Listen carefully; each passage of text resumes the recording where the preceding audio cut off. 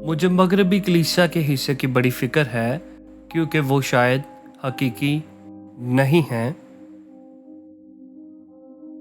मकदूनिया की कलीसिया को ये बात हकीकी बनाती थी कि उनकी खुशी खुदा में थी, मुसीबतों के बावजूद और बावजूद उनकी गुर्बत के।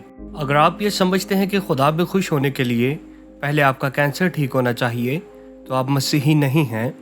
अगर खुदा में खुश होने के लिए पहले आपका गुर्बत से निकलना ज़रूरी है तो आप मसीही नहीं हैं, आप बुत परस्त हैं, क्योंकि आपके अंदर लालच का बुत है।